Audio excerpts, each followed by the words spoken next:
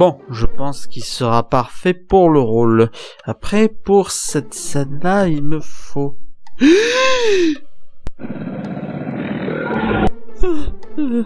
Pardon, Smog, s'il te plaît, ne me mange pas, s'il te plaît.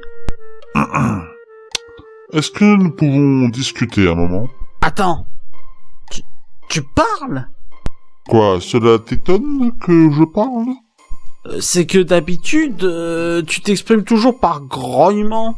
Oh, non, ça c'est juste pour faire genre, pour garder un certain standing, tu vois. Bah vas-y, je t'écoute. Oui, je voudrais te voir pour te poser une certaine question. Vois-tu, au sujet de ton film, je me voyais bien dans le rôle principal. Toi, le rôle principal? Oui? Quoi, y a un problème? Je veux pas te vexer, mais C'est parce que je suis un dragon, c'est ça? Ben disons que...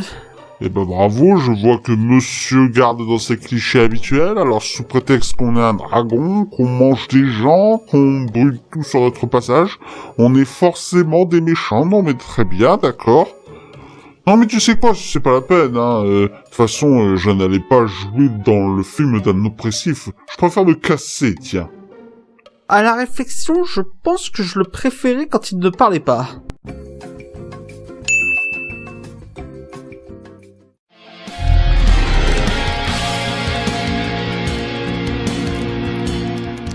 Dragon 3, film de Dean DeBlock, il en est aussi le scénariste. Avec dans le casting original Jay Baruchel, Gerard Butler, Craig Ferguson et America Ferrara. Et dans le casting VF, Donald Renew, Florine Orphelin, Féodore Atkin et Isabelle Gardien. Harold, devenu chef de Burke, se met à la recherche d'un nouvel endroit pour son village à cause d'un antagoniste nommé Grimel le Grave. Mais entre-temps, Croque-Mou se trouve une compagne, une furie éclair blanche. Ce film était bien, mais c'est le moins bon de la trilogie. Notamment à cause de certains personnages, certaines évolutions, certaines sous-intrigues qu'on ne sait pas d'où elles sortent. Enfin, j'ai l'impression que ce film réclame d'avoir vu la série pour comprendre certaines choses, série que je n'ai pas vue.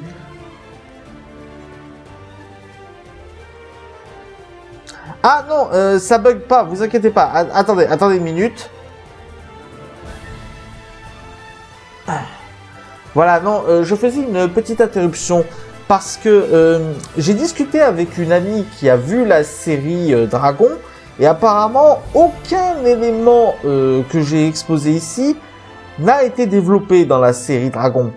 Donc je suis fortement inquiet par rapport à cette histoire parce que si ce sont des éléments qui ne se retrouvent pas dans la série actuelle, est-ce que ça veut dire qu'ils vont faire une série entre le 2 et le 3 pour expliquer les trous qu'on a dans cette intrigue? Si franchement vous faites ça les gars, je l'ai très mauvaise. Parce que Dragon 2 n'avait pas besoin de la série pour se donner une identité et pour comprendre l'intrigue. Dans Dragon 3, il y a clairement un problème et tu sens vraiment que les gars ont fait du teasing pour la série. Et si c'est le cas, je vous conchis les mecs. Voilà, on peut reprendre la critique. Par exemple, on ne comprend pas l'intérêt de la mère d'Harold pour Rustic ou la soudaine importance du personnage d'Eret dans le film. Enfin si, pour ce dernier, il y a une explication malgré tout. Fallait rentabiliser Kit Harington, qui interprète Eret. Vous en êtes vraiment là, à ce point? Et ça encore, c'est pour les personnages secondaires attachants. Parce que les personnages secondaires qui étaient déjà là dans les opus précédents, il n'y a aucune évolution. Ils sont juste insupportables, ils ne savent quasiment rien. C'est juste du comic relief. J'ai quelques réserves aussi sur pas mal de facilités scénaristiques, notamment en ce qui concerne Croque-Mou et son arrivée dans le monde caché. Ceux qui ont vu le film me comprendront. Il manque clairement du drame dans ce film, parce que là où le précédent opus avait réussi à mettre le paquet celui-là fait un peu un effet de soufflet qui retombe.